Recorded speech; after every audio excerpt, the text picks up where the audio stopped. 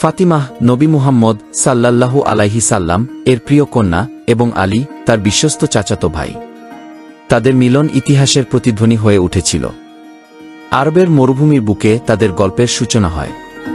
ফাতিমাহ ছিলেন এমন একজন নারী যিনি তার পিতার হৃদয়ে বিশেষ স্থান দখল করেছিলেন। আর আলী এক বিশ্বস্ত সহযোগী এবং সাহসী যোদ্ধা।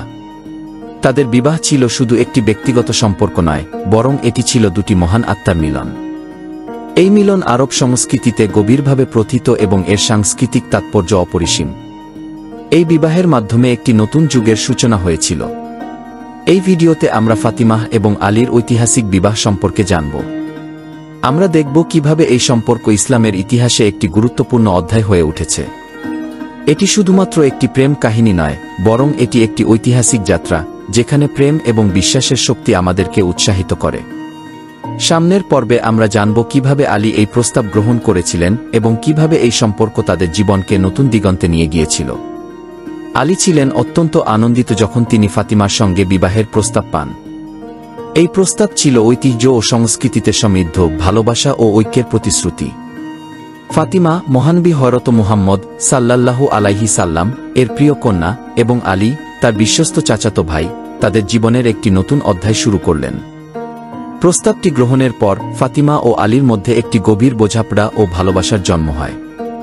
তাদের বিবাহের মাধ্যমে একটি নতুন ইতিহাসের সূচনা হয়, যা আরব সংস্কৃতির মধ্যে একটি বিশেষ স্থান করে নেয়। তাদের বিবাহের মাধ্যমে দুই পরিবারের মধ্যে বন্ধন আরও মজবুত হয়। এই ঐতিহাসিক প্রস্তাবের মাধ্যমে শুরু হয়েছিল একটি নতুন যাত্রা, যা শুধু তাদের জীবন নয়, বরং ইসলামী ইতিহাসকেও সমৃদ্ধ করেছে। এই গল্প আমাদের মনে করিয়ে দেয় ঐতিহ্যের গুরুত্ব এবং ঐক্যের শক্তি।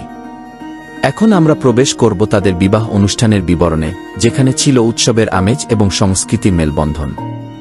ফাতিমা ও আলীর বিবাহের দিনটি সত্যিই ছিল আনন্দে ভরা।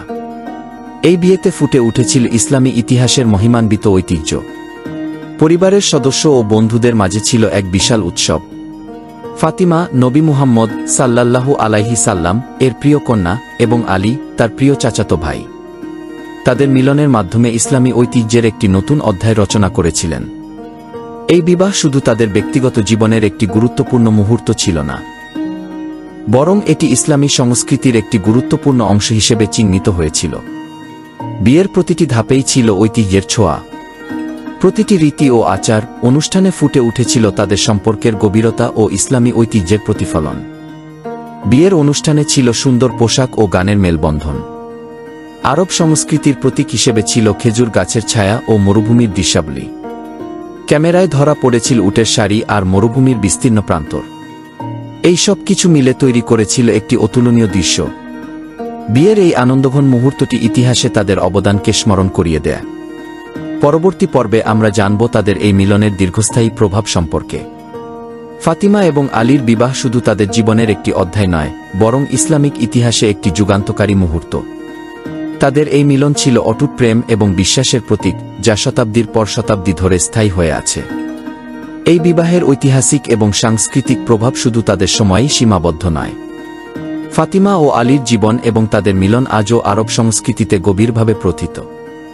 ইসলামিক ইতিহাসে তাদের এই মিলন এক অনন্য দৃষ্টান্ত স্থাপন করেছে।